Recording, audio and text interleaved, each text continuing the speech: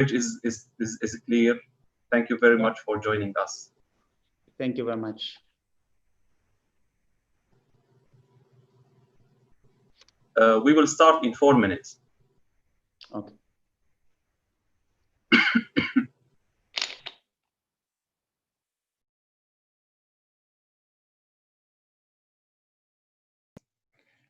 And you know that Ambassador Jeffrey has to depart after his opening remarks, correct?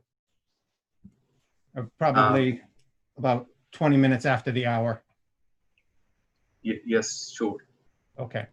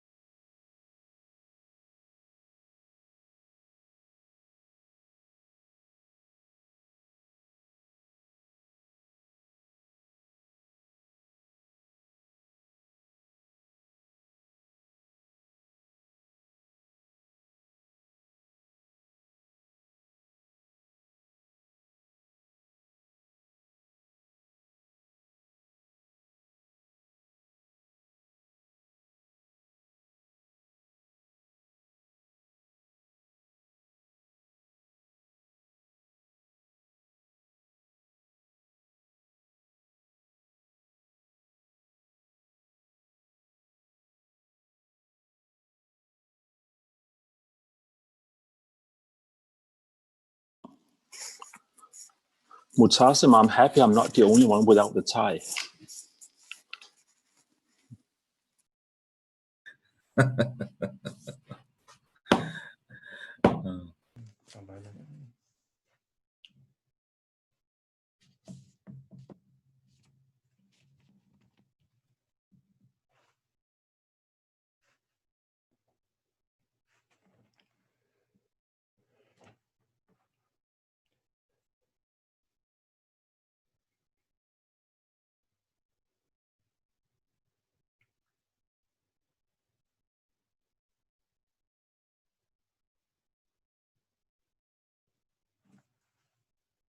Okay, so Russia is joined as well.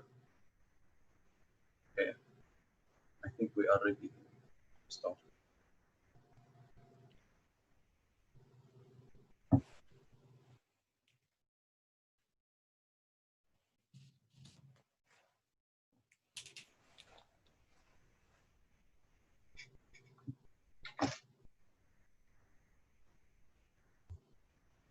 Okay, so hello everyone.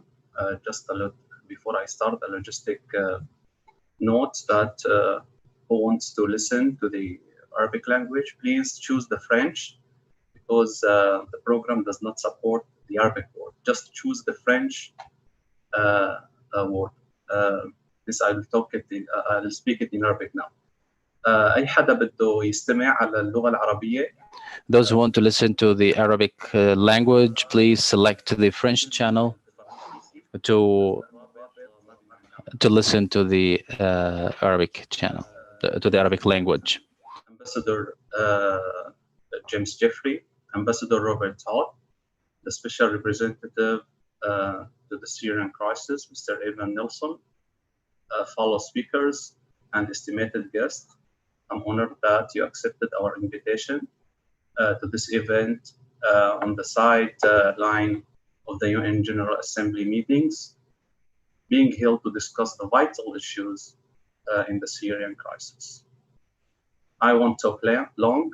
The main objective of these opening remarks is to put this event in the context, since it follows a series of side events on the sideline of the UN General Assembly meetings, going back several years.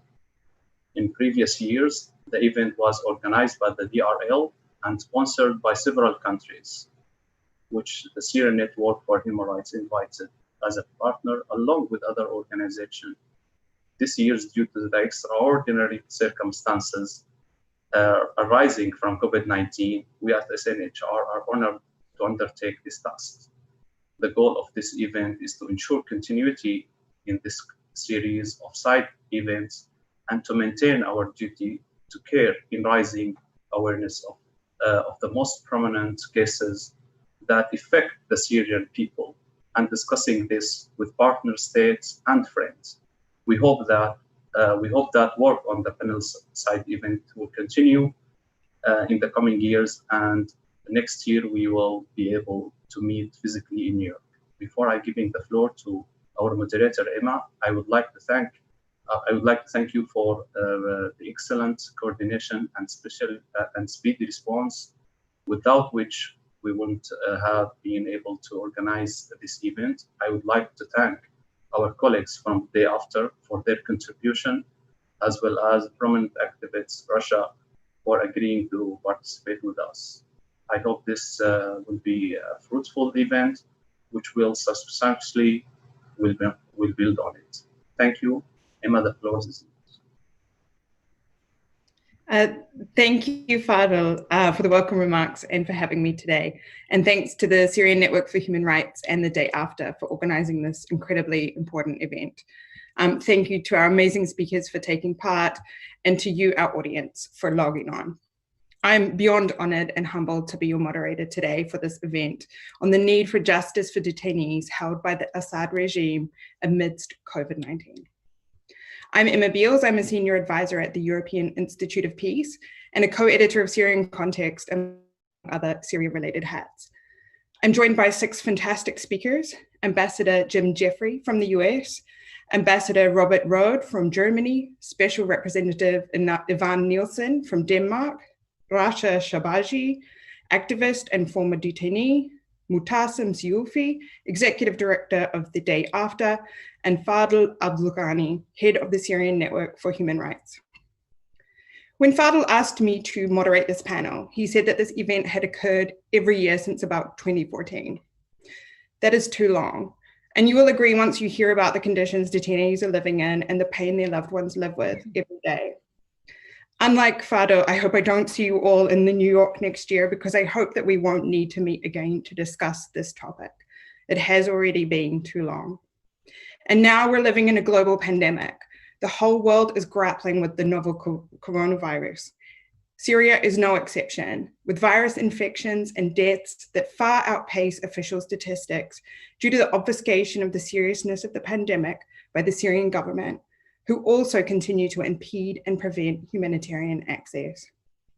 Around the world, prisoners and prisons are disproportionately affected by the virus. Here too, Syria is no exception. And so today, it is even more important than ever to be here discussing the plight of Syrians in arbitrary detention who remain particularly vulnerable to COVID-19. As of right now, at least 131,000 Syrian citizens, including 7,900 women and 3,600 children, remain missing after being arbitrarily detained by the Assad regime. And that's according to the SNHR. But you don't have to take their word for it. The UN's own independent commission of inquiry has found that the vast majority of these people were detained solely for their participation in calls for reform and for a government that recognizes their rights. These arrests take place in the form of abductions carried out without any legal warrant, and the detainees' families are often denied knowledge of where their loved ones are being held. These families live with a part of their hearts outside of themselves for days, months, even years. Detainees can't communicate with the outside world or even with a lawyer, and they're subject to brutal methods of torture and suffer in horrendous, overcrowded cells under filthy conditions, which are ripe for the spread of COVID-19. The COI has described these practices as crimes against humanity. Such crimes require serious and urgent action from the international community to support efforts to hold perpetrators accountable. Today, our speakers will give us some insight into the impact of the pandemic on arbitrarily detained persons in Syria, and whether it is possible to pressure the Syrian regime and other parties to the conflict to release the largest number of detainees possible, including the sick, including the elderly. We'll also hear about the types of support that can or could be provided to survivors of arbitrary arrest, to their families, and to the families of the missing. And since this is an on-site event, we will hear more about why the Security Council and the international community have struggled to address the plight of detainees and other victims of the Assad regime's crimes. We know there are sanctions on Syria and that these have been increasing, but our speakers will also tell us a little bit more about the most prominent accountability tools being used in addition to those sanctions to try to hold the Syrian regime accountable and to advance a political resolution of the conflict under UN Security Council Resolution 2254. And finally, our esteemed speakers will discuss the role of victims groups and Syrian human rights organizations in this context. So without further ado, I'll hand over to each speaker one by one to make a short intervention addressing these issues. And finally, we'll have some questions from attendees and viewers. So if you're on Zoom, do pop any questions you have into the Zoom chat, and we'll get back to those after the initial interventions. I'm going to briefly introduce each speaker right before they speak so that you can keep track. Our first speaker is Ambassador Jim Jeffrey. He's the Special Representative for Syria Engagement and the Special Envoy to the Global Coalition to Defeat ISIS at the US State Department. Ambassador, thank you for being with us today. The floor is yours. Thank you very much. First of all, I'd like to thank the Syrian Network for Human Rights and the Day After, as well as you, Fadel, for organizing this very, very important conference. We're also very happy with your efforts over the years to try to bring to light the horrific happenings inside Syria at the hands of the Assad regime. I'm delighted to see here also Rasha Shabaji and Mustasem Siofi here. We rely on their reporting and on their cri de coeur on what is going on inside Syria as an authentic voice of the Syrian people. It's also good to see my European colleagues, including Robert and Yvonne here today. We rely so much on the Europeans, and steps taken recently in Germany in the German courts against specific war criminals. In the Netherlands just the other day in a UN Commission on Torture. Again and again, we rely on the Europeans as well. The evidence of the regime's crimes are so overwhelming that I will not spend a lot of time talking about them today. We'll hear more about this. As our moderator said, we have the UN's Commission of Inquiry, but we have so many other international organizations. We have the Board of Inquiry called forth by Secretary Guterres. We have Guterres's own formal written comments on the inhumane closure of humanitarian crossings that are needed to bring assistance to the needy. We have the OPCW group, task force after task force has pointed the finger at the regime for using chemical weapons. And that's just the tip of the iceberg. We have both Syrian NGOs, such as the Syrian Network, and international NGOs, essentially all of them, and human rights organizations who point a finger at the Assad regime. We thus are very, very supportive of accountability efforts. We launched a new initiative with the help of many of you at the UN General Assembly last year. We're happy that it's being continued this year. Now, our overall policy towards Syria is to find an end to this conflict. The humanitarian disaster and the geostrategic conflict are very closely aligned. This is the worst humanitarian conflict of the 21st century, bar none, if you just look at the numbers. It is also extremely dangerous, and the two are linked. We cannot deal with the geostrategic dangers that have brought 5 armies to Syria without dealing with the humanitarian treatment of the Syrian people. They are central to this. Our goal as the United States is to ensure a political process that brings peace to the country under UN Resolution 2254. That is it, pure and simple. What are we doing for that? First, we will not normalize relations with that evil regime until it takes steps to embrace 2254, and it certainly hasn't up till now. Second, We are continuing our humanitarian assistance. We're the single biggest donor with now, we just went over $12 billion, and we will ensure that we continue being as generous as possible. We welcome the efforts by the European Union and European Union countries in particular, as well as the heroic efforts by Turkey, Jordan, and Lebanon to provide succor to over 6 million people who have fled Syria. That's incorrect. They have fled the depredations of the Assad regime. The last thing we're doing is imposing ever tougher sanctions. The latest are the Caesar sanctions. They're named after a heroic Syrian who brought to the world evidence.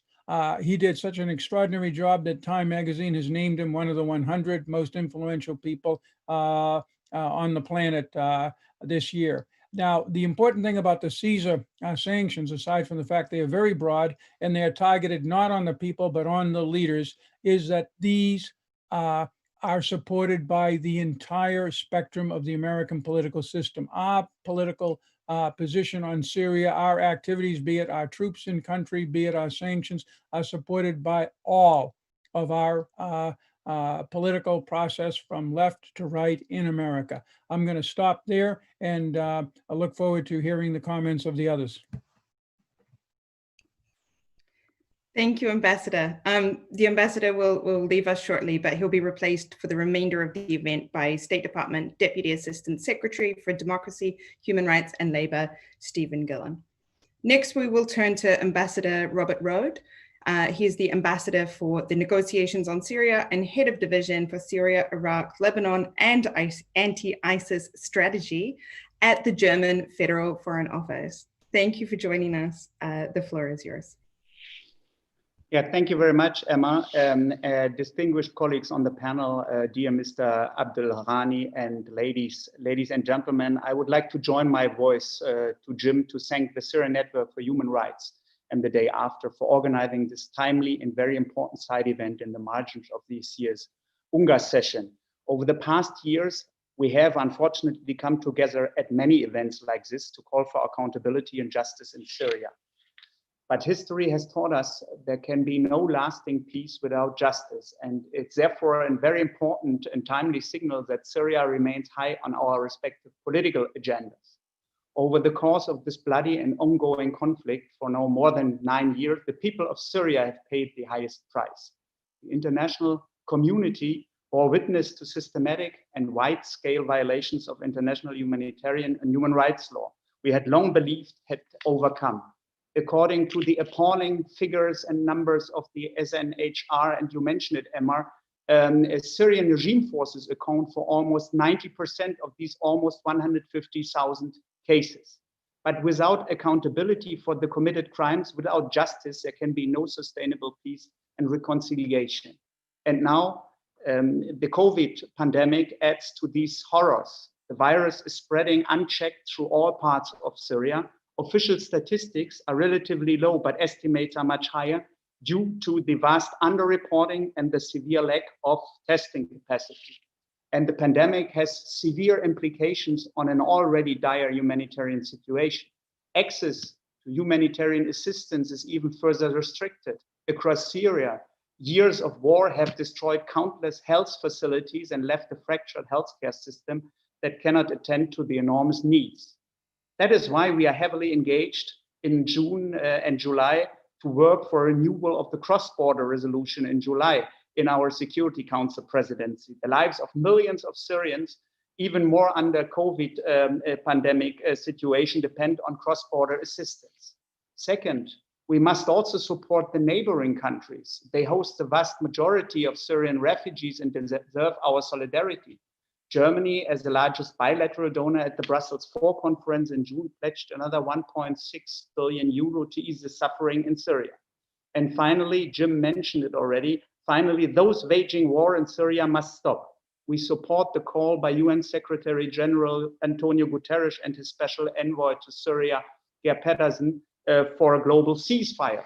The political process led by the UN remains the sole game in town to ensure lasting peace and stability. We support the United Nations effort for political solutions in accordance with UN Security Council Resolution 2254. And let me be clear on this. The political process under 2254 is much more than the sole constitutional committee. It starts with confidence building measures, a safe and secure environment, and the call for an unconditional, large-scale release of detainees and more meaningful action on missing persons. We support the call to unilaterally release all arbitrarily detained persons, starting with the most vulnerable ones. We call in particular on the Syrian regime, which holds the overwhelming majority of these detainees. Especially in times of the COVID pandemic, Damascus must allow immediate, unconditional, unhindered access to all detention and prison facilities. In July, during our UN Security Council presidency, we addressed the situation of prisoners and missing persons by a personal testimony of Wafa Mustafa, whose father is being detained in Syria. Germany, as was also mentioned, is also a frontrunner for national and international initiatives to work towards accountability in Syria. We may not be able maybe to feel the pain that the people of Syria are feeling, but it is our duty to alleviate their suffering. The German judiciary is leading edge when it comes to prosecuting those responsible for grave violations of international humanitarian right under a universal jurisdiction. Already today, perpetrators are facing justice before German courts. National jurisdictions are starting to fill the void of crimes against humanity cannot be brought to justice before the International Criminal Court because the Security Council is blocked. Germany also strongly supports the International Impartial Independent Mechanism, IIIM, and the Commission of Inquiry, as they are key for ensuring accountability for crimes committed in Syria. We therefore welcome the close cooperation between these organizations and national prosecutors. And furthermore, we support a large number of projects documenting, securing, and safeguarding evidence of the crimes committed in Syria. We will continue to call relentlessly for accountability for all crimes committed in Syria. Let's work together to ensure that no crime goes unpunished, that perpetrators are held accountable, that no victim is left behind, because I think justice matters. Thank you very much. Thank you, Ambassador Roth. Now we will hear from Special Representative Yvonne Nielsen, the Special Rep for the Syria crisis from Denmark. Thank you for your time. The floor is yours. Thanks, Emma, and many thanks to the Syrian Network for Human Rights and the Day After for the invitation to say a few words today. It's a pleasure to meet all of you out there. Following on to Jim and Robert, allow me first to herald the work and courage of so many Syrian human rights defenders, many of whom have paid the ultimate price. They are some of the many true heroes in one of the most brutal and bloody conflicts in recent times, with hundreds of thousands, possibly even close to 1 million killed, disappeared, and tortured, with more than 5 million having fled the country, and with more than 6 million internally displaced, even many, many times. We are here today to talk about accountability with a focus on some of the most vulnerable among the vulnerable, those who are languishing in prisons and places of detention in the most cruel conditions, and who, even though it's hard to imagine, have become even more in danger as the corona pandemic is spreading. Against this, it is heartbreaking to see that even the UN Secretary General's global appeal for the release of detainees without legal basis, including political prisoners, to reduce overcrowding to prevent catastrophic rates of COVID-19 infection, has been ignored by the Syrian regime. To refer to the well-documented data of one of our hosts today, SNHR, as also Robert referred to, the number of arbitrary arrests since 2011 stands at least some 150,000, the vast majority of who are disappeared. Of this immensely mind-boggling toll, approximately 90% are at the hands of the Assad regime. And here let me add, these are numbers, mind-boggling numbers, but we should never ever forget that behind each number there is a man, woman, or child, and that individual has a family. Against this, and more broadly, it is heartbreaking that efforts to pursue accountability in Syria through the Security Council have generally been unsuccessful due to the use of vetoes by the members who support the Syrian regime, in particular Russia.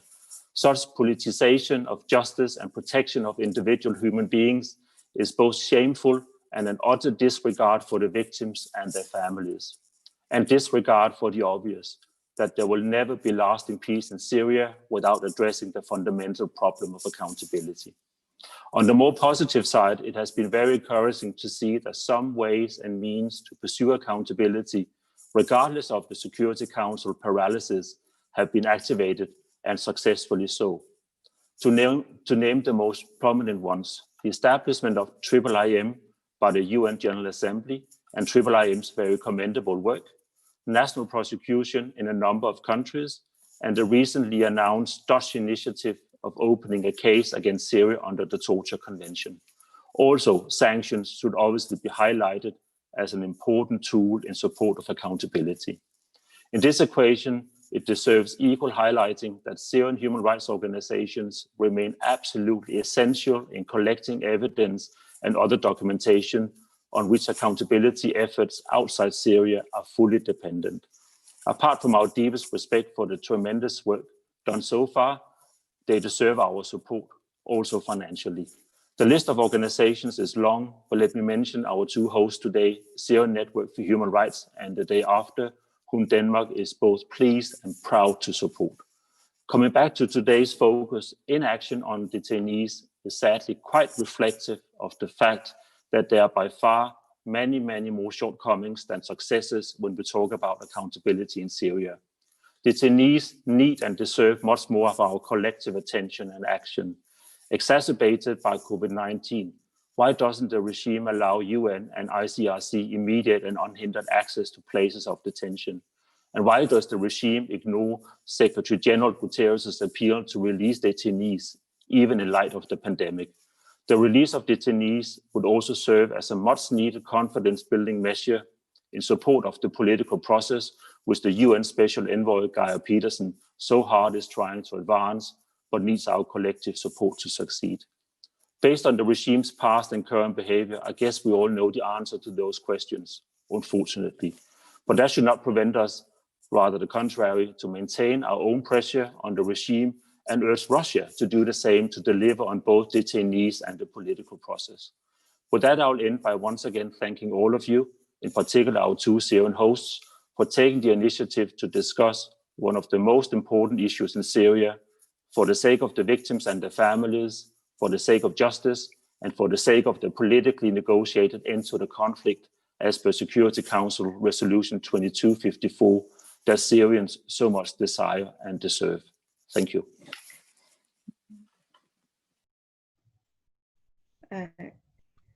Thank you, Special Representative Nielsen. Our next speaker is very special, and we're very pleased to have her here with us today. Rasha Shabaji is an activist and a former detainee herself.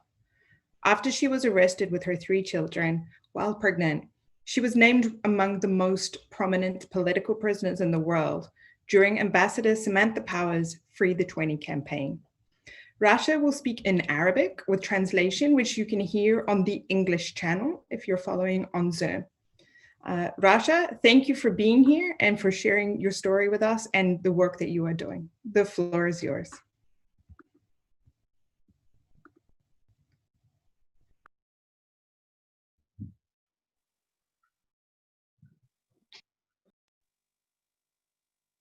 مساء الخير. مساء الخير. Good afternoon.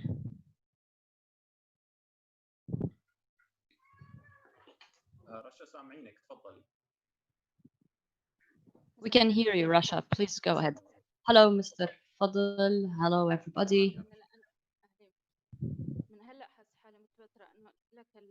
I already feel stressed out. As I said earlier, the very discussion of the topic of detainees makes my heart torn apart. First of all, that's why I'll try to be very brief, because I'd like to introduce myself. I am Rasha Shabaji. I was a detainee in the Air Force intelligence branch for 3 years. I have 3 children. I'd like to thank you for holding this meeting that's basically humanitarian and for having me talk about a topic which I consider one of the most important things to be tackled in this revolution, which is the issue of detainees. In the issue of detainees, I don't only want to talk about detainees themselves, but particularly about women detainees and their children who somehow are sometimes are even infants or under 18, and even pregnant women, all of whom are victims or fall victims of this criminal regime. First of all, I would like to talk about something that I went through 3 years ago almost. I apologize. I hardly pull myself together. I would like, first of all, to talk about women uh, of detainees, female detainees, where the Assad prisons are full of pregnant women, female detainees, and mothers and their kids. My story started. I was pregnant actually. So I needed to issue passports for myself and my children. As a Syrian citizen, I was simply entitled to that. And I was someone who is a law-abiding citizen. So I shouldn't have faced any problem with that. So I wanted to issue those passports, and I was arbitrarily detained from the migration and passports department. I found myself, along with my children, in detention, along with the sisters of my husband, my sisters-in-law, who were with me. I was arrested. I was stripped of my purse, my mobile phone, and all my belongings. So I was unable to communicate with anyone from my family, and I was put into a car with my children and with my two sisters-in-law, with armed personnel, of course, military personnel. We were taken to the Air Force prison. And I would like to say that from minute one, they started psychological torture, because we were addressed as soon as we went into the vehicle. We were cursed and called bad words, and even with my 2-year-old daughter, and they wanted us to look down at our toes and not hold up our heads at all. So I reached to the detention center, the Air Force detention center. I was put into the basement without any interrogation or questioning for a month. I was in my second month of pregnancy, and my kids were 5 years old and 3 years old, and my third daughter was 2 years old. They were put in solitary confinement, and we the suffering that I went through in that month is something that I cannot simply put in any words or description. So just in short, I was put with the 3 kids in this solitary cell in the basement with minimal food that's totally inedible, with all sorts of pest, of pests and cockroaches. No covering, no bedding. The covers, the sheets were full of lice. We had leaks from the ceilings, and sometimes we had total work cut in that cell. I lived through totally inhumane uh, uh, conditions, and for throughout that month, we had no access to sunlight. We could not distinguish day from night, and I started to grow ill with my kids and had fever. Sometimes they would bring a doctor, but then they would give us some painkillers or paracetamol, and say that you're pregnant anyway, you can't take any medication. They wouldn't even diagnose what I have. After this month of suffering and disease, I was, thank God, transferred into a cell over the ground, at least, Again, I was in isolation for 11 months with my kids. When I was transferred to this overground cell, I was in my 9th month.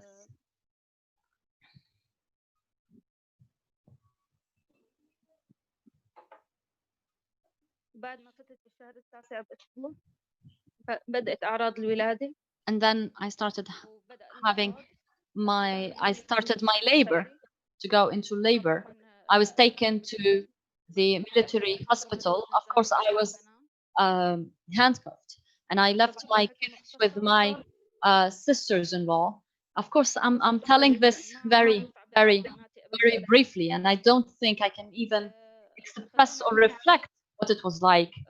I was taken to that hospital. I was put to the bed, and I was handcuffed to the bed, stripped to the bed, and with guards outside. Even the doctor could not come to my room without escort from the guards. And when I had to go to labor, to the delivery room, the guards went inside.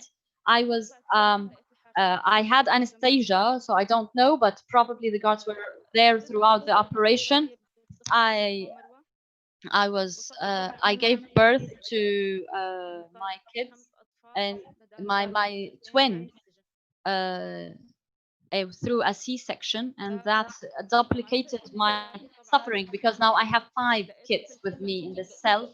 When I woke up, I found 2 infants wrapped in cloth, with no any basic requirements of babies or of a lady who has just given birth. Nothing, no food, no. I'm sorry. It just hurts so bad to talk about this. So, there was simply nothing. I stayed in the hospital for 4 days. Luckily, they removed my handcuffs in order to attend to my kids. But during that period, I was unable to communicate with my parents or with my family. I was totally isolated. She's in tears. And I had no requirements. As I said, I asked I insisted so much for them to at least try to give me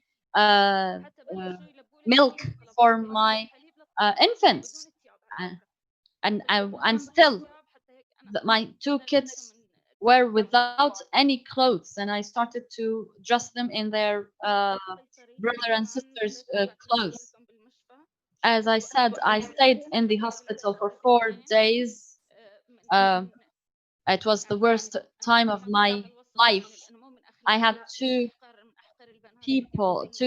women there, and I hate to say this, but I believe that those were some of the worst people one can ever come across. They used bad words, and they even threatened me to drop my infants through the window.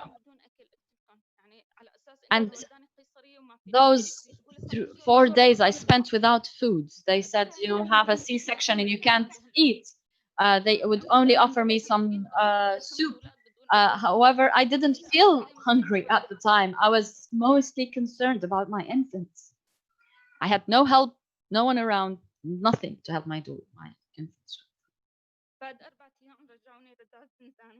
4 days later, I was taken back to my cell with my kids, and I started to take care of them as far as I could and ask for the most basic things through which I can take care of them. My kids lived on boiled potatoes and the worst type of foods, including broad beans, the peels of broad beans that were boiled. That's it. And it was a very dirty cell, and it was the worst thing ever.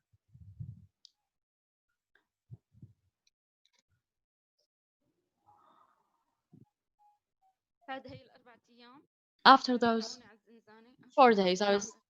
I'm sorry. I can't pull myself together.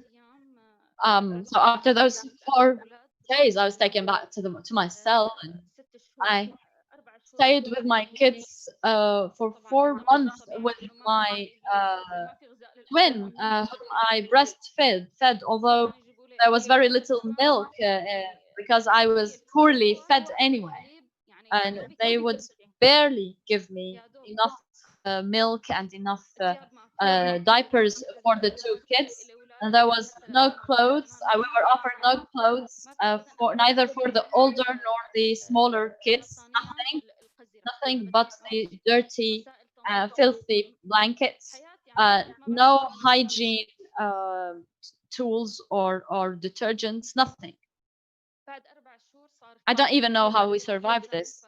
4 months later, it grew very, very cold. So we had someone called Suhair.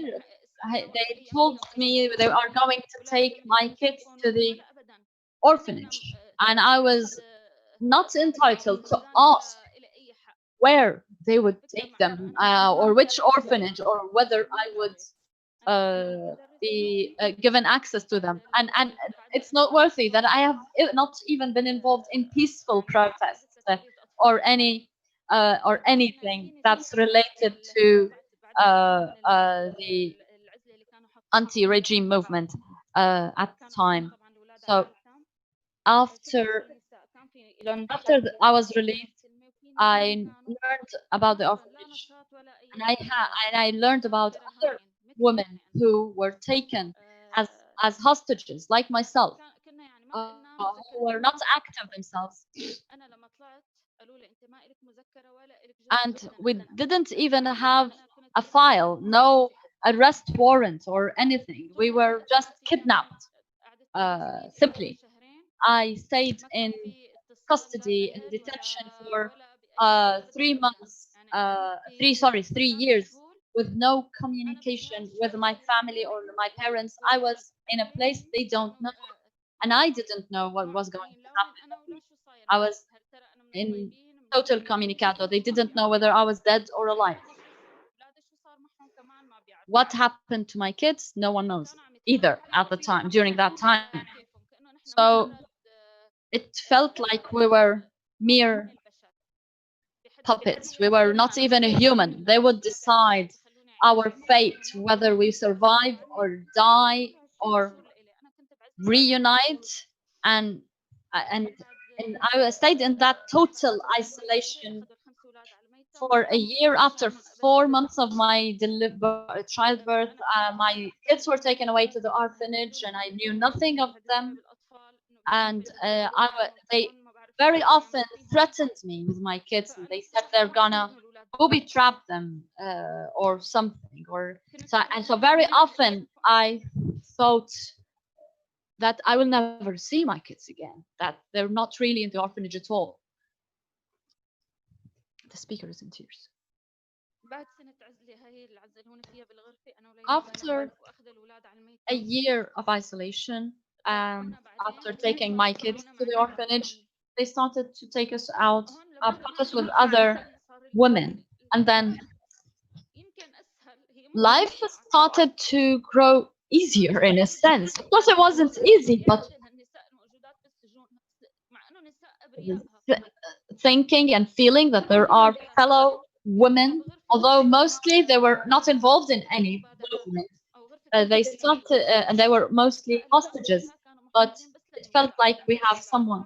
Those women that were put in a room called exchange room. They were put there in order to exchange them with in a deal with someone they wanted. And truly, after 3 years, I was released in an exchange. I was taken to the military security for 4 days in order to prepare for that exchange. And in those 4 days, I went through unbelievable torture, and I witnessed women, or actually girls, who were 13, 15, and 17 years, who were there and for no other reason. They were called terrorists, but only because they came from so-called, so to speak, this wrong town. Of course, it was all fabricated. And after I went to the military security branch, I was called by the colonel, whose name I don't know. Someone who's in charge of the exchange was Kinana Hawaji. She was called Kinana Hawaji. And then I was asked about Daria and the place, the hotspot where I was. And although I didn't know anything, I was in prison for 3 years. But every time we go in and out of the cell, they would search us, although we were in custody already. I'm sorry, it just looks like I can't be very coherent in the way I'm talking about this, because it also hurts not only to remember, but to remember that there are women right now with their kids. And I've seen elderly women, I've seen pregnant women miscarry their infants, and the prison, the detention centers are full of innocent women going to hell. There are lots of things that I could talk about, but I think I should just stop here because I'm not sure I can pull myself together or be coherent about my narrative anymore. Thank you, Rasha. I just feel like after what you have said, after what you went through, telling what you've just told, I almost regret having to put you through this. But unfortunately, it's also not very widely known that women go through this suffering. Fadl, if I talk, I will go on for hours, but I know that you don't have forever, and also every time I remember those details, it's just like reliving them. So I'm sorry, I don't think I can go on, but I hope probably there is a better opportunity later. I'll be more prepared. And I'll speak about other women I saw in detention and the suffering of women in detention in general, pregnant, elderly women, the kids. There are lots of things I would like to talk about. But before I leave, and I would like to thank you for giving me this opportunity. And I would like to plea that this regime that some pressure be put on that regime, particularly with relation to this, the women and kids. I saw a boy who was 2-year-old who was detained with his mother and grandmother. They have been in detention for 8 years. Imagine a kid in detention for that long. I hope that truth steps are taken very quickly to help those people, particularly that for the most part, the charges against them are fabricated anyway. And anyone, even if they were peaceful or they would merely express themselves, they are accused of being terrorists. And the Syrian people are not terrorists. I hope that you would put more pressure on the regime in relation to detainees, and not only to release them, but at least to improve the detention conditions for women and children. It's unbelievable that women would have to live in conditions in which an animal would not survive. I truly hope that pressure would be put on the regime more genuinely with relation to detainees, particularly women and children and elderly women. Thank you, Fadl, and thank you all for listening. Am I allowed to leave the meeting? Thank you, Rasha, but I hope you can stay with us to listen to other speakers and probably take some questions. But at the time being, I will give the floor to Mu'tasim. Could you please also put your mic on mute now that Mu'tasim, the floor is yours.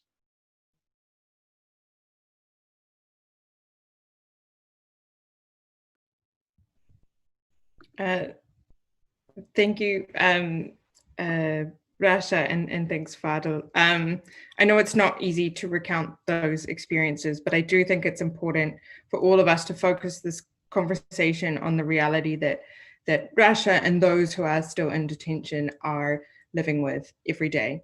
This isn't just theory or numbers; these are, real experiences. So next, we will turn to the executive director of one of our hosts, and that's Mu'tasim Suyufi, the executive director of the Day After. Mu'tasim, thank you for hosting the event and for being here. The floor is yours. Thank you very much, Emma. Can I speak in Arabic? I prefer to speak in Arabic in such event. Is that okay? Absolutely. So everyone, if you want to follow along, if you don't speak Arabic, just put the English channel on. يعني الحديث بعد كلام رشا من أصعب المهمات اللي ممكن يعني. Speaking after Russia is one of the hardest things that one would have to do. Thank God you're safe and sound now, Russia, and I hope one day we will celebrate the freedom and liberty of all detainees in Syria. I would like to thank Fadl, my friend, for the initiative to organize this event. And the SNHR is one of the most important Syrian organizations working on human rights and detainees in Syria. I thank all of the ambassadors and the speakers for being here and for speaking with us together. One of the hardest experiences is to have to talk about the tragedy of your own homeland. This is the second time I am involved in a side event in the General Assembly. The first time was like 3 years ago. I was hoping that the following side event would be about reconstruction and the end of the regime and the end of the suffering of the Syrian people. But unfortunately, we are still in a position that's really bad in terms of human rights violations and on the terms in terms of the destruction and the suffering that Syrians are going through. Talking about suffering, particularly detainees, particularly is really exacting, particularly for people who have loved ones in detention for years now. But in contributing to today's event, I would like to share some of the experience we have accumulated in TDA, in our work, in our organization about detainees and the human rights violations in general, to broaden the topic here, because maybe the issue of detention was covered very fairly in previous contributions. I believe the human rights violations in Syria are unprecedented. We're talking about millions who quit, who were displaced, tens of thousands or hundreds of thousands who are under detention or disappearance, people who were killed in various methods, let alone the plethora, the variety of torture methods and the violence, including sexual violence, which is a tragedy of its own that requires immense efforts to address. The suffering today in Syria is nationwide, even for people who are living in Damascus, Aleppo, and Tartus, for example. Their rights are violated on a daily basis. They are still living under oppression, under fear, under dire humanitarian suffering that was only exacerbated by the COVID-19 pandemic, and the economic suffering that people are going through, that is only aggravating the suffering and the violations which the Syrian people are going through. Unfortunately, although the regime or the government as taking authority and power in Syria, they're supposed to be protecting the people and protecting people's rights, but they, the regime, have driven the country and the people to this situation, trying to push them and force them to the status quo, and are not engaging in any political solution based on 2254.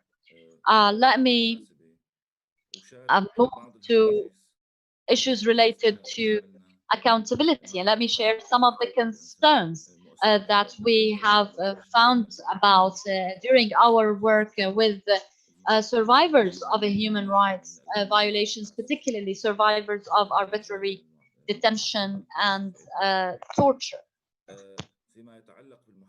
In relation to accountability, we have undertaken a survey of on a sample of 2,000 people recently, and in part of that survey, we focused on accountability. There is a significant percentage of people who have lost any hope of accountability and justice in Syria. The reason, of course, is that the regime is still in power. No one has been held to account. The Security Council, given the Chinese-Russian veto, is still paralyzed, unable to refer the Syrian file to the ICC. The United Nations, which is supposed to be the institution protecting and spreading peace and protecting people's rights, is totally paralyzed from undertaking its responsibility, despite all the good offices from all sides. Everybody stands helpless. This was exacerbated in the eyes of the people, and here I am communicating what the people we interviewed thought. What made things worse were two factors. First, that in 2013, after the use of chemical weapons, the consequence was merely to take away the chemical weapons themselves, despite people believe that further measures should have been in place in order to deter the regime from reusing them and repeating this tragedy. Unfortunately, this didn't take place. So unfortunately, people look back to that moment and feel very concerned. Here I'm talking about the victims and survivors of human rights violations. And also the other factor is what happened recently in the tribunal on al-Hariri assassination. It was an insult to international justice. People lost hope or faith in the ability of international justice to actually reach the real perpetrators and hold them to account. So there are real concerns from survivors of human rights violations regarding justice in Syria and accountability. However, I believe that the multiple tools of accountability should persist and should be broadened. So notwithstanding those concerns, I still believe we should support those tools, be it the IIIM, the various commission of inquiries or fact-finding missions, or the OCPW, UN joint mission, etc. Whether those international interrogation or inspections is also the trials based on universal jurisdiction, and also the sanctions that target individuals who are complicit or funding or involved in human rights violations in Syria. All of those forms of accountability we should be supported, should continue to be supported. The reason is that the conflict is still ongoing, and human rights violations are still ongoing, so they should be combated and perpetrators should be held to account. This should be in the service of justice.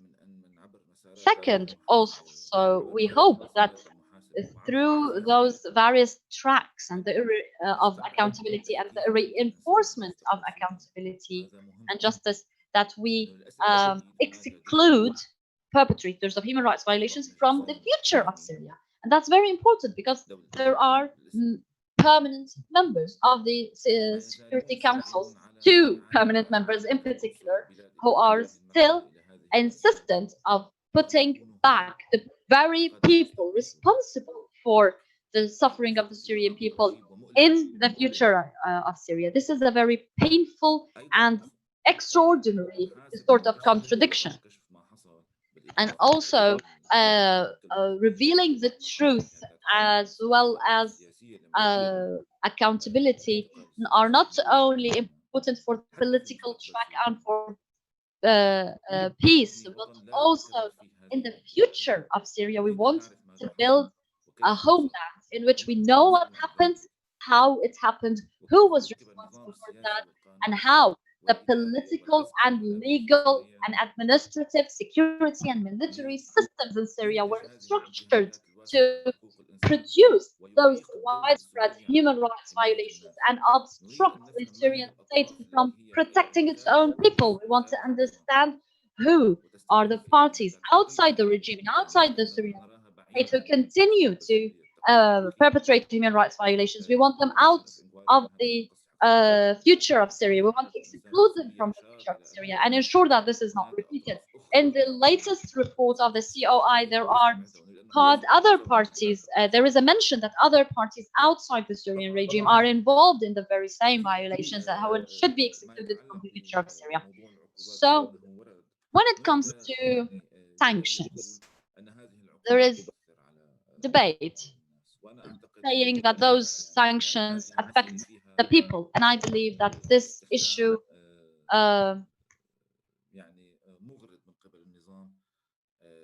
is used by the regime for its own ends and to distract us from the truth, which is that its own choice and options using the military and security crackdown brought us to this point, that those sanctions were brought by that track chosen by the regime. The sanctions of the Caesar Act were only introduced recently, but were millions of Syrians displaced or left Syria because of those recent sanctions? No, not at all. Those violations and this economic suffering has been ongoing for a long time. Nonetheless, I would like to reiterate that this regime, which is misusing humanitarian assistance provided to Syria, should,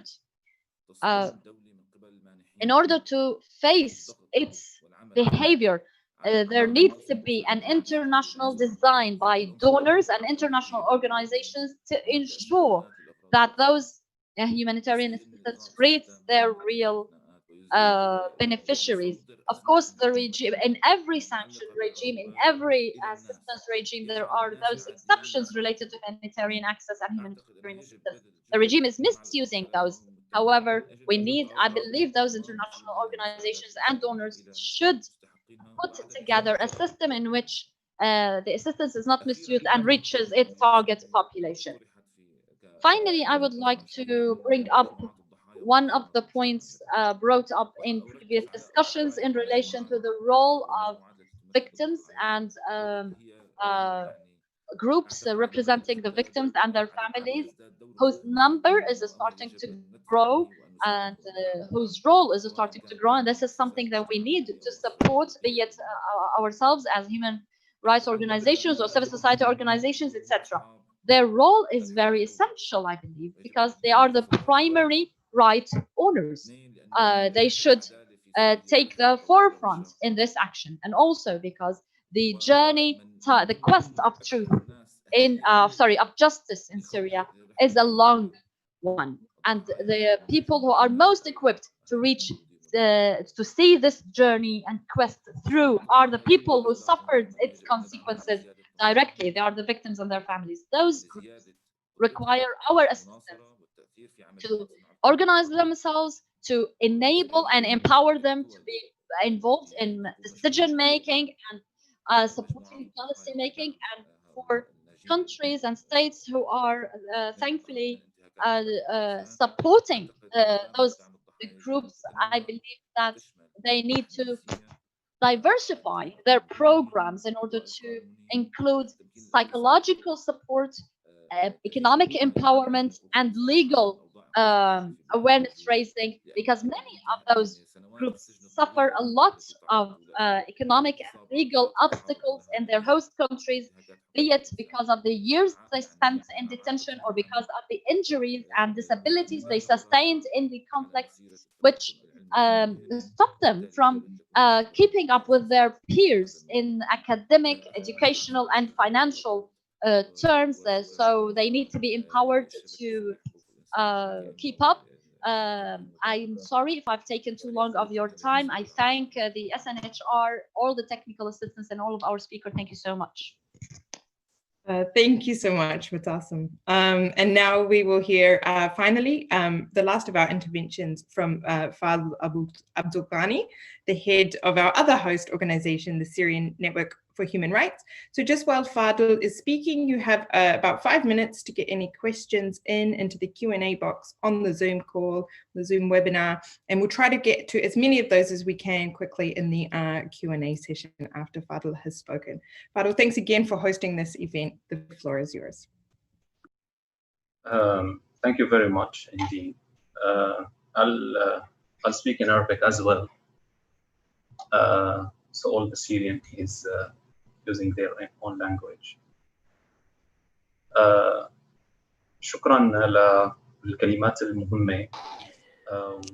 Thank you for the important remarks, and I would like to thank my colleague Mutassim for covering a large part of the questions. I would try in my remarks to speak on, about other aspects.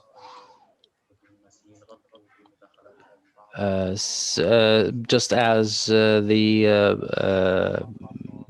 ambassadors and envoys covered some points, and my colleagues covered other points, I will try to cover other points, especially that Russia spoke about her suffering.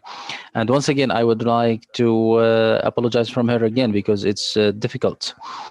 I tried to speak about that. I tried to convince her about the importance of her testimony. I will speak in 3 points, and I have 3 recommendations, quick recommendations. The first point, we are using the term arbitrary detention just in this context, because as we heard from Russia, most of the cases people are taken in a kind of abduction without any due procedures on different levels. First of all, the reason of the detention is not legal. There are no legal reasons for the arrests made, because either people were participating in a demonstration, which is a right maintained for the people constitutionally, or some people are detained because their relatives were participating or in the demonstrations, which is even worse, or detention for a political opinion. most of the detainees are political detainees for their opinions. So the reason to start with is not legal. If we go to the next level, there is no judiciary warrant. She was, as Rasha said, she was going to the passports department to issue a passport for her, and she was detained from there without any judicial arrest warrant. Those people who arrested her, they are from the security apparatus, and they don't introduce themselves to which party they are working for.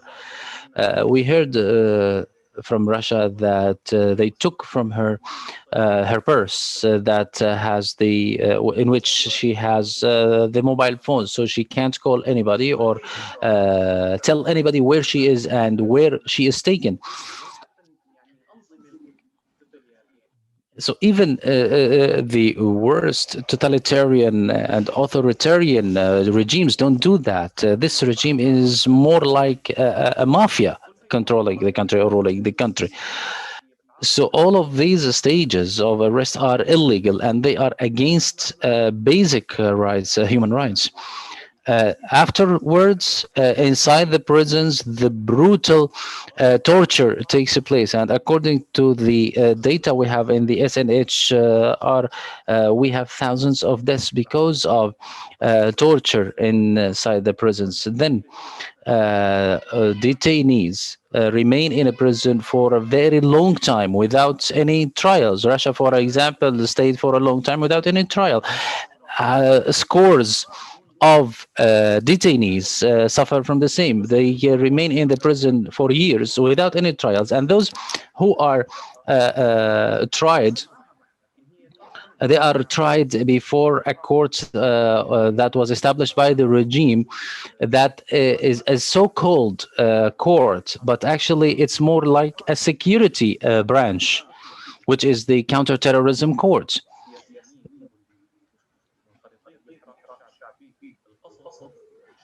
So people who survived the bombardment and survived the military operations of the regime, but they were detained, they are sent to this court to be killed based on sentences. Sentences range from 20 years of imprisonment to the death sentence. So the regime is liquidating all the political prisoners in such a way, or political dissents in such a way. The second point is about the context of COVID-19. There is a very important point about this context. This event is shedding light on this issue. We all remember that the Assad regime friendly states sent a message to the to the Secretary General of the United Nations, China, Cuba, and Russia, that's calling for lifting the sanctions because the regime is confronting or facing COVID-19. But no one heard these countries telling the regime or asking the regime to release 131 detainees who are the most vulnerable groups that can be affected or can be infected by COVID-19.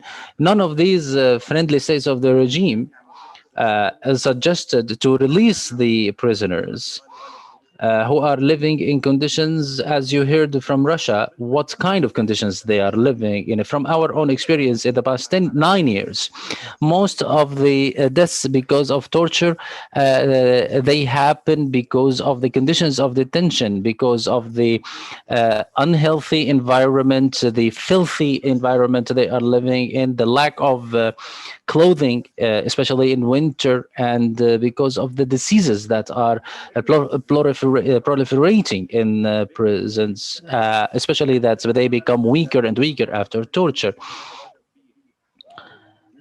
And there are more than 300 medical staffs are detained by the regime, although Syria now is in need for those staffs. They didn't call on the regime to release those people. According to the BBC, the regime released tens of thousands. The Iranian regime released tens of thousands of prisoners, but in the regime, since last February, since the beginning of COVID-19 until now, the regime arrested more than 1,000 people during that period. And the people, or the number that was arrested, is larger than those who were released in this period. The final point, we don't need to further describe the horrors of the regime. And by the way, Mu'tasim mentioned that other parties are perpetrating violations similar to the practices of the regime. But we don't need to reiterate that, and we don't need more resolutions by the Security Council or any condemnations by the international community. We have 4 resolutions by the Security Council, 2254, the last one, which was in December 2015. The main problem remains the commitment of the regime to implement these resolutions. Now I will come to the recommendations. The first recommendation: after the failure of the Security Council in the past 9 years to stop the crimes of the regime, including torture and the forced disappearance, which are crimes against humanity, I think this the jurisdiction of trying these crimes must be transferred to the international community and their judicial systems, because the Security Council failed to shoulder its responsibility, because those crimes should be tried to include the prosecution of the countries supporting the regime, not only the regime itself. The second recommendation, we commend the step taken by the Dutch government to prosecute the regime for the crimes of torture, and we also want to see further steps about the violations of the regime that are in violation of the treaties and conventions signed and ratified by the regime, like, for example, the CEDAW, the Convention Against Racial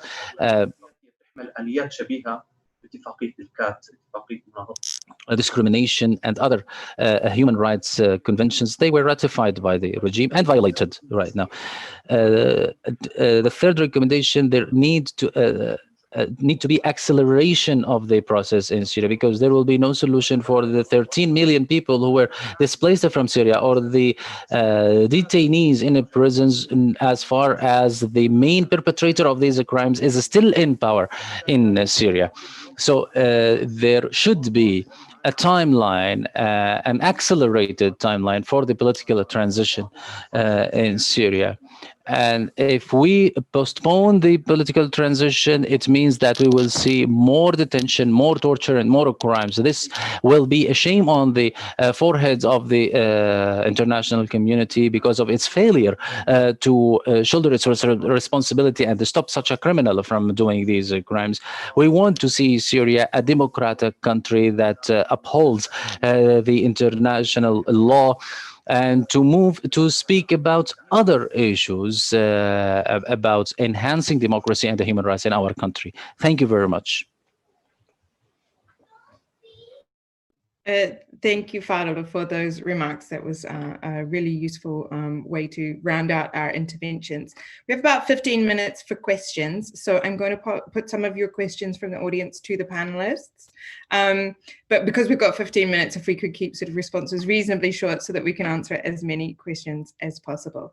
I have a question here that I'm going to put to you, Representative Nielsen. And this is about the relationship between sort of accountability and other policies. So looking at the issue of refugee return, and some European countries, including yours, but not only yours, who have changed the protection thresholds regarding the status of Syria, and how that relates to your position on accountability and these ongoing issues with detainees. And also we have another question that I'll wrap into this for you as well, which is whether we are likely to see other European states pursuing the similar kind of cases that we have seen Germany take up and recently the Dutch.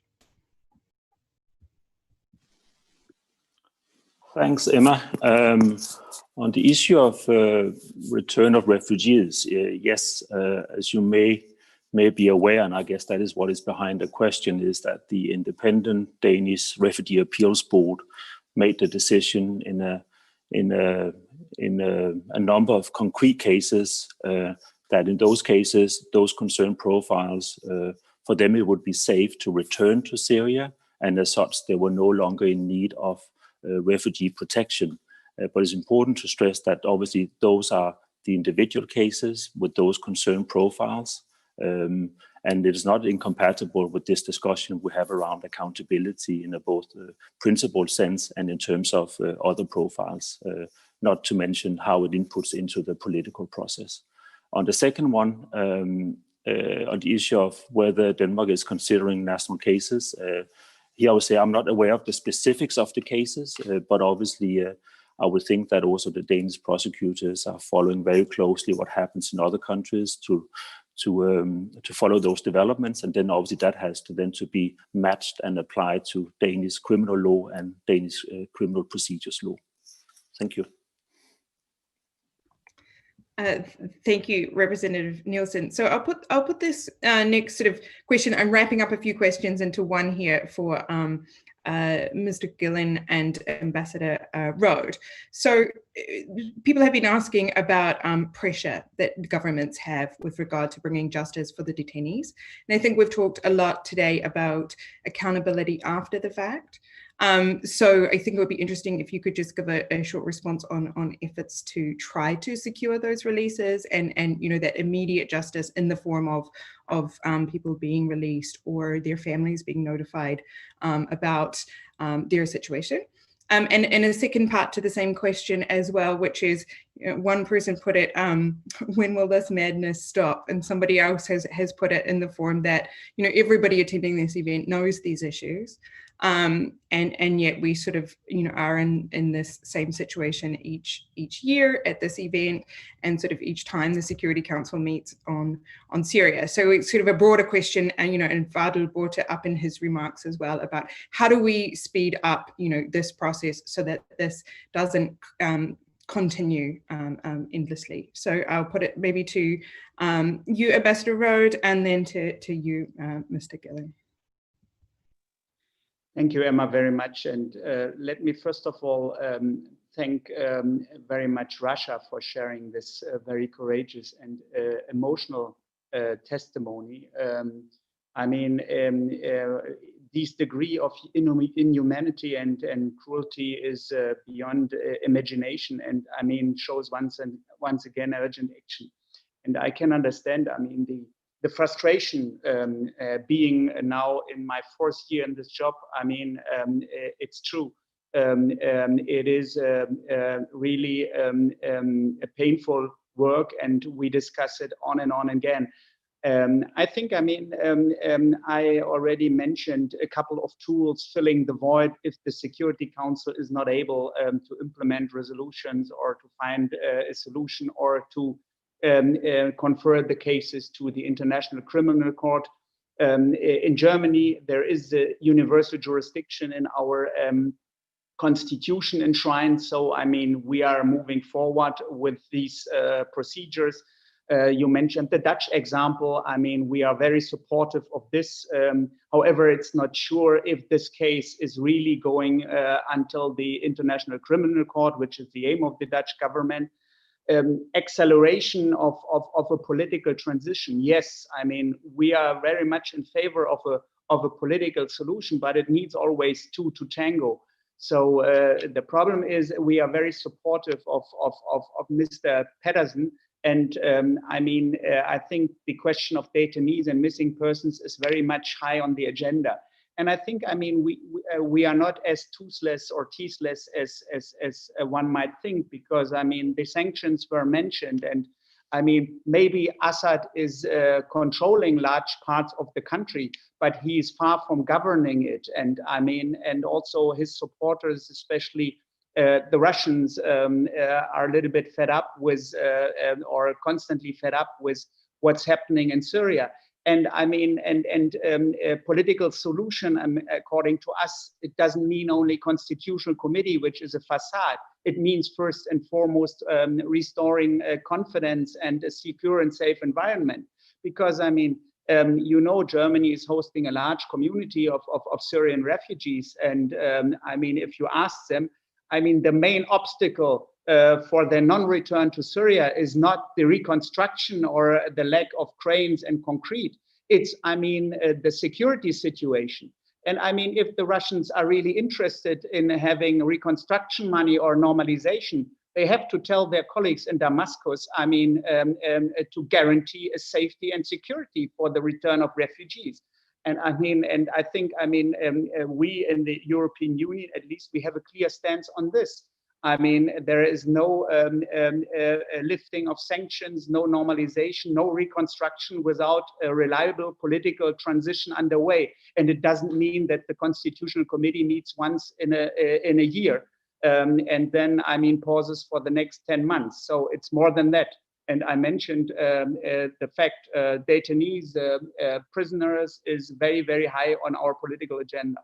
Thank you.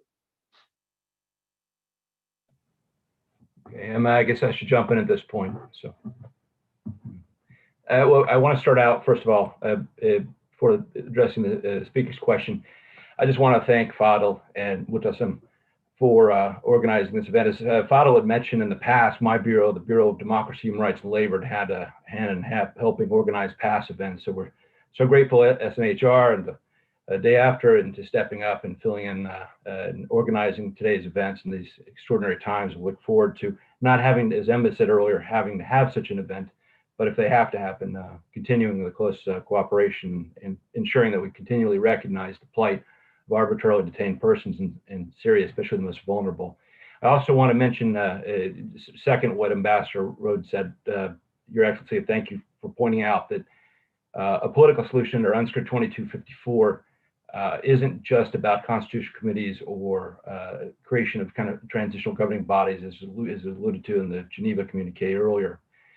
It also means setting the foundation for transitional justice, which means releasing arbitrarily detained persons in all prisons, especially the regime prisons, since the regime is the greatest violator of human rights in Syria today. And it also means documenting those abuses for future transitional justice, future accountability measures in a new Syria, in a post-war Syria, in a peaceful Syria, in a democratic Syria. In the short run, I take the audience question to mean that's down the road, but what about now? They are related, those answers, though. The more that groups like SNHR and the Day After and our other partners around the world continue to document the abuses by the regime, especially the plight of arbitrarily detained persons, most vulnerable people, women, children, elderly, healthcare workers, especially during the COVID crisis, the more that we can bring to bear the moral forces, the pressure on not only the regime, but the benefactors, those that Russia, Iran, and others that are enabling the regime to continue the war, continue the abuses, and continue the suffering of the Syrian people. So when our international partners, some of here today, and we can take that information and bring it to the attention of the world as you do, we can raise the reputational costs, the moral stakes for those who either back the regime directly or those who sit on the sidelines and do nothing. And so thank you very much again for the event and for the question. We stand with the Syrian people. We call on the release of all detainees, especially amid COVID. And we look forward to working with you all to continue to keep the pressure up. Thank you. Thank you both. I wanted to quickly turn to a question that I think probably our Syrian participants are best placed to answer, which is about the mechanisms that are available directly to the families in terms of direct accountability through I guess, Syrian courts, or some kind of assistance that they need to pursue those actions directly. Fadil or Mutassim, do you want to take that? Okay, I can take that. أعتقد إنه بالنسبة للآليات. In terms of mechanisms,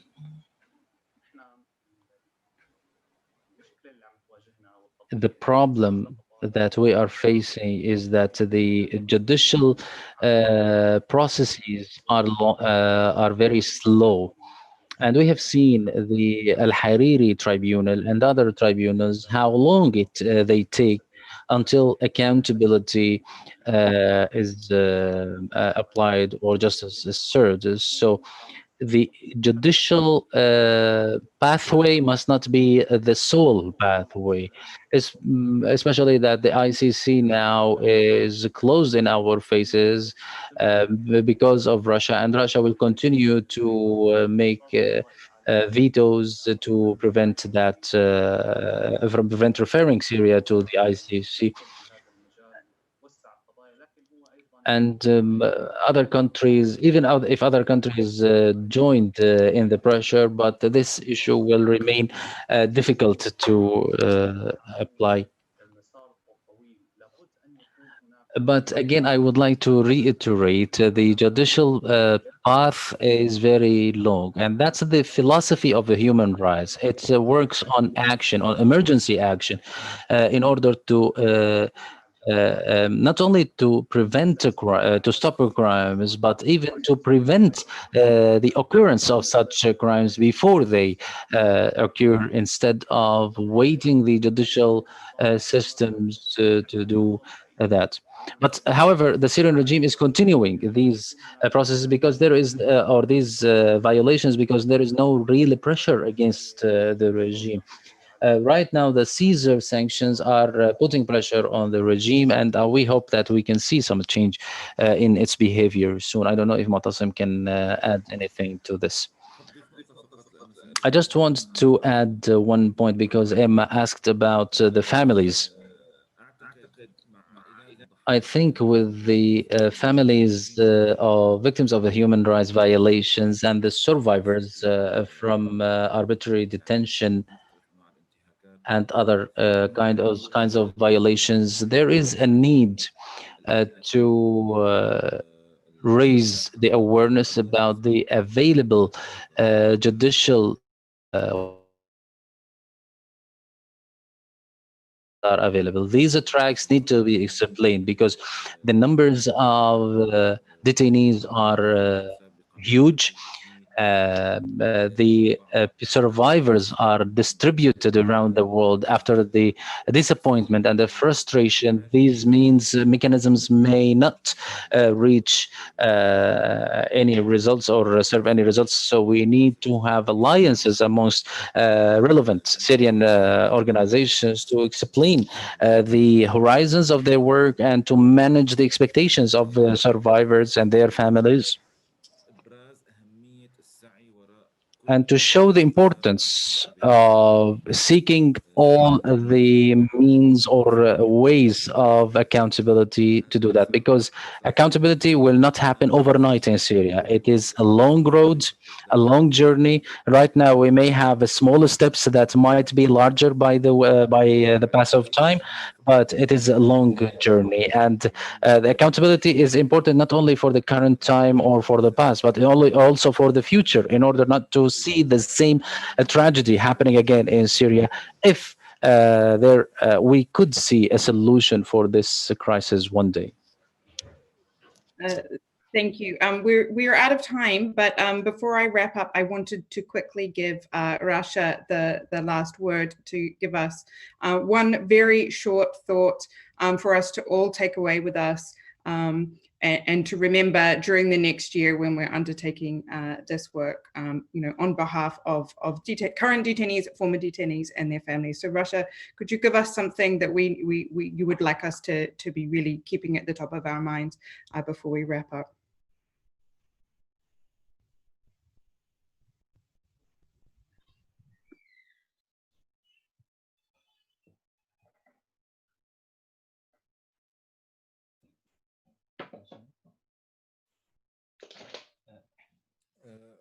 رشا بيجوز حاطة الميكروفون تبعك على الوضع الصامت.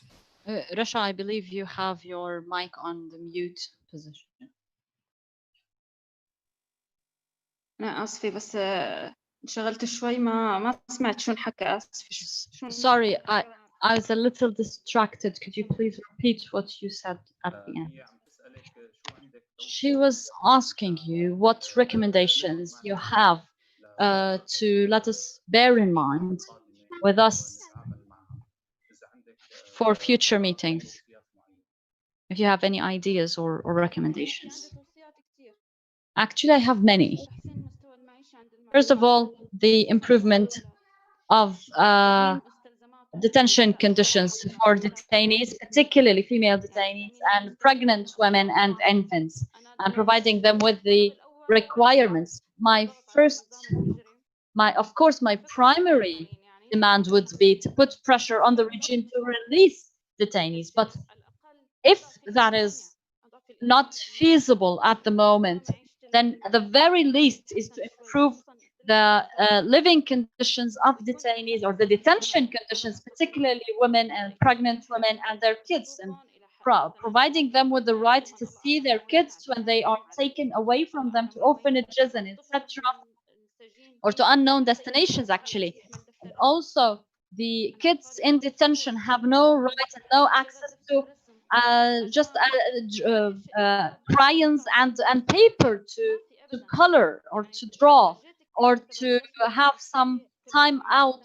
I had to plea a lot with the guards to let us get out for half an hour a week to play in the courtyard. So I hope this is possible as soon as possible. So mainly to put pressure, urgent pressure on the regime. That's my hope.